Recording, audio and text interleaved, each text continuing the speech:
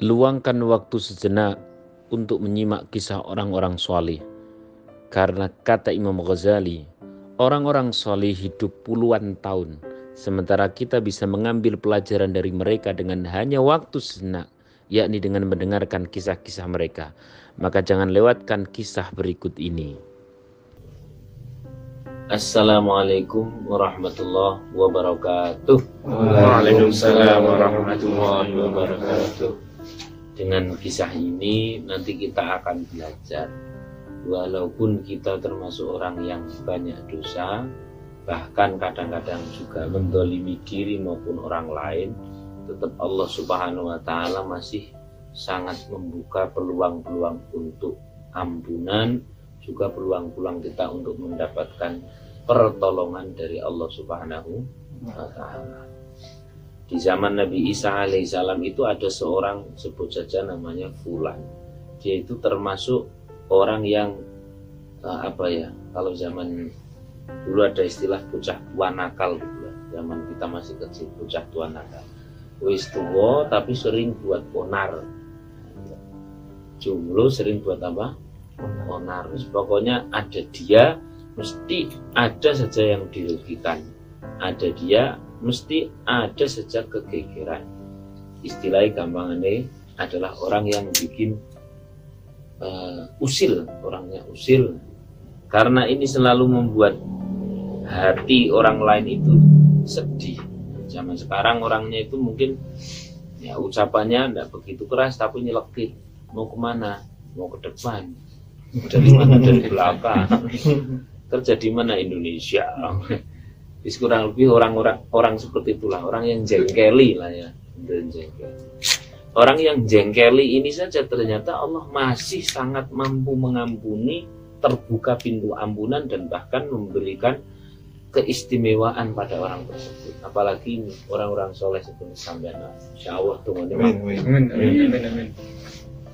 Nah, si Fulan ini akhirnya dilaporkan oleh masyarakat tentang kelakuannya yang tidak menyenangkan. Jadi kena pasal apa? Tidak perlakuan tidak menyenangkan. Ini masyarakat ini kemudian lapor kepada Nabi Isa alaihissalam saat si Fulan tersebut sedang pergi. Ya Nabi Allah, Fulan itu pokoknya tidak mengenakan segala perilakunya, ucapannya, perilakunya dan sebagainya. Ada dia pasti ada hal yang geger, pokoknya. Mending kau, wahai Nabi Allah, engkau berdoa kepada Allah agar Fulan tersebut mendapatkan hukuman. Begitu ya? Iya. Singkat cerita kemudian Fulan tersebut setelah bepergiannya dari musafir, semua orang sudah pada menyangka berkat didoakan oleh Nabi Isa bahwa Fulan tersebut dicelakai atau terkena musibah. Ini masyarakat senang jajal Bali miswis sudah dalam kondisi apalah kena musibah. Ternyata begitu untuk sampai di desanya sudah ditunggu-tunggu ada musibah apa ini, kena doanya Nabi. Ternyata apa yang terjadi? Ini orang begitu pulang dari musafirnya waras, wiris, sehat, selamat, tidak terjadi apapun. Ketika tidak terjadi apapun, orang-orang kan pada bertanya, loh, sejak kapan tuh Nabi Isa tidak terkabul? Padahal ini orang sudah banyak melakukan kezaliman, harusnya itu dibalas sama Gusti Allah, bahkan didoakan dapat hukuman oleh Nabi Isa itu harusnya dihukum, tapi waras wiris. Nah, begitu sampai ditanya sama Nabi Isa, wahai Fulan, apakah di perjalanan tidak ada apa-apa? Tidak ada apa-apa. Nah, jauh ini ditanyai ya, ngerak pleset, belas sih. Apa nabrak apa lo? Tidak ada apa-apa. Kesandung? Tidak.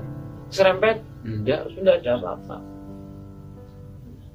Karena tidak terjadi apa-apa, kemudian Nabi Isa berkata, coba kau lihat tasmu, ada apa? Begitu tas dibuka, ternyata di dalam tas itu ada ular. Ularnya ular besar. Lalu Nabi Isa berkata kepada ular tersebut, "Wahai ular, untuk apa kau dikirim oleh Allah? Bukankah engkau dikirim untuk mencelakai si fulan?" "Betul ya Nabi." "Lalu kenapa engkau tidak mencelakainya?"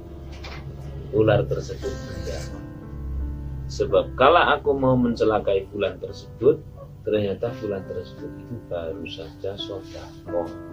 Maka hasil dari sedekahnya itu seolah-olah aku ditali, aku dirantai. Sedekah itu menjadi rantai untukku sehingga aku tidak bisa membuat musibah dan celaka pada sebuah. Sebab dia sedekah.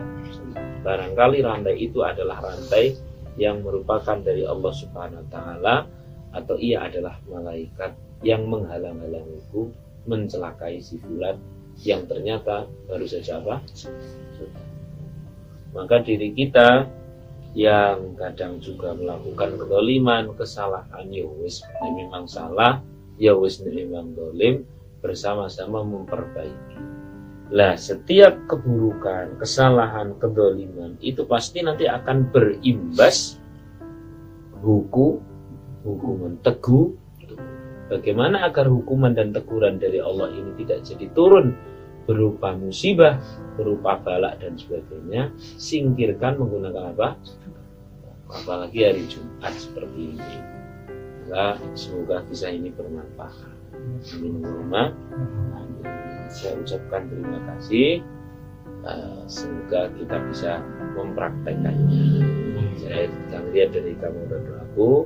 Terima kasih pada seluruh donatur yang sudah turut pembebasan sedekah untuk lahan. Semoga Allah melipat ganda. Amin. Dan semoga Allah sebagaimana bulan tadi menyingkirkan dari balak-balak. Balak dunia, balak urusan rumah tangga, balak urusan rezeki, terutama balak akhirat. Amin. Assalamualaikum warahmatullahi wabarakatuh. Waalaikumsalam warahmatullahi wabarakatuh. Kuntum khairu ummatin ukhrijat linnasi. Kalian adalah manusia-manusia terbaik, hamba-hamba prioritas di sisi Allah. Siapa itu?